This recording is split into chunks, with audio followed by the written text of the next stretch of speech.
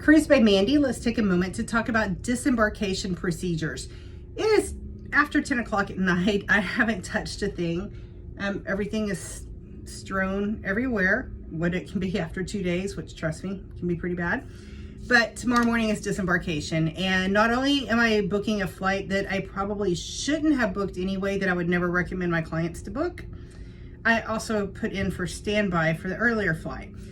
So normally about 5 hours is what you're trying to do after the scheduled arrival time, because you never know if the ship's going to be late, crazy traffic in the mornings, any other hiccups, TSA, security, will pre-check, have you selected, what's the deal? So 5 hours minimal is the time of when you want to schedule your flight versus when you are scheduled to be in port. Plus, government workers, even though you might be docking at 6 a.m., doesn't mean you're disembarking at 6 a.m. because the government employees don't usually show up until 8-ish.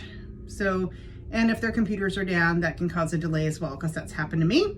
I've had to delay for a medical issue the night before and been 3 hours late the morning of. Lots of things can happen. So 5 hours is the rule of thumb. So when you are disembarking the night before, you will get another one of these again. And on the back, they will have what is called the departure schedule, and they'll have different groups according to when you're leaving. A lot of times international guests are off first. The suite level is off even before them and things like that.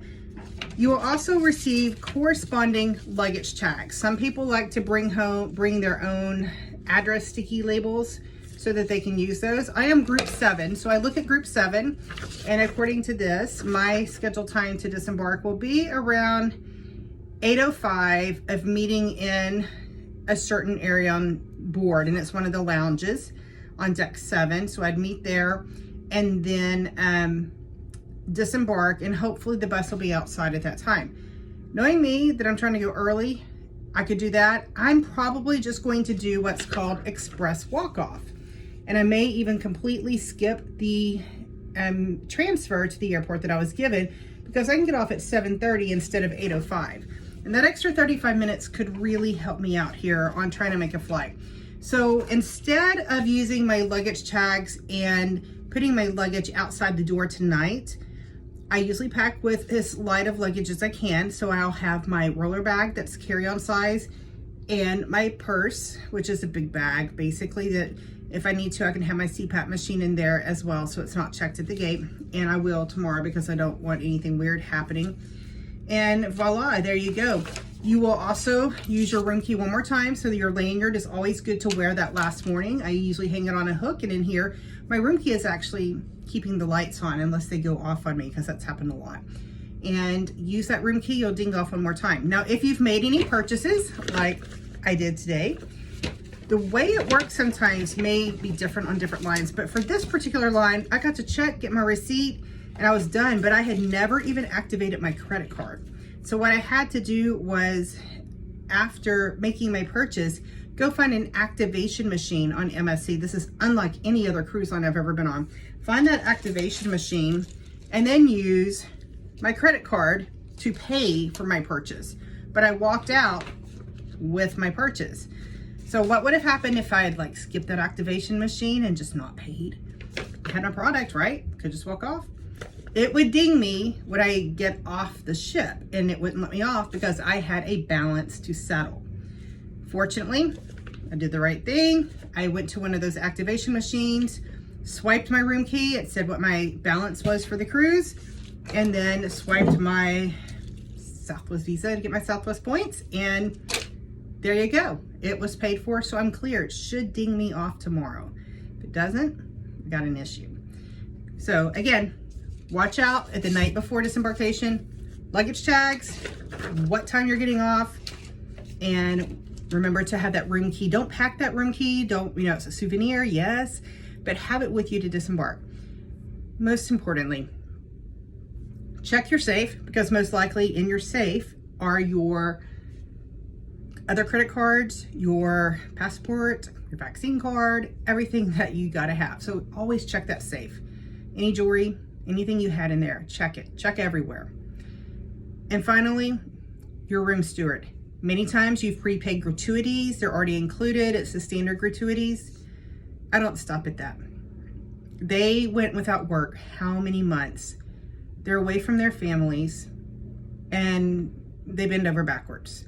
So any extra gratuity is at your discretion, and I always carry cash.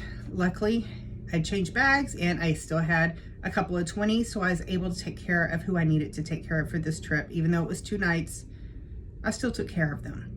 And that's very important. So think about if you are away from your family for 8 months out of the year and you are the sole provider for your family back home in your country. So it's very important to please take care of them. There is the minimum recommended for gratuities that you may be tipping automatically and prepaid. That's great. Are there people that will say, I'm gonna pay on board and do gratuities, and then they never do and they take them off down at Guest Services? Yeah, and it breaks my heart because these people that are working on our cruise ships that are relying on the gratuities, rely on our gratuities. So please at least pay the minimum. And if you're prepaying as a prepaid gratuity, excellent. If you're doing on board, charging to your room account, that's great too. But consider giving a little bit extra, especially as we are around holiday times or they're away from their families so much. Can't speak highly enough about the crew members on board and how much they do for us, and they need us. So take care of them and have a safe journey when you go home with your flight and everything else. And once again, remember, if you do have any medications, keep them in your carry-on bag along with all of your credit cards and technology, whether it's your nice earbuds, your CPAP machine, your medicines. Those things need to stay with you in your carry-on so you're not checked at the gate when the plane might have a weight and balance issue and they're starting to check bags. So take that into consideration. Cruise by Mandy, that's some disembarkation stuff. And also remember, even if you do get a souvenir bottle of something like this, which this was a souvenir bottle for the inaugural here, it doesn't go in your carry-on bag.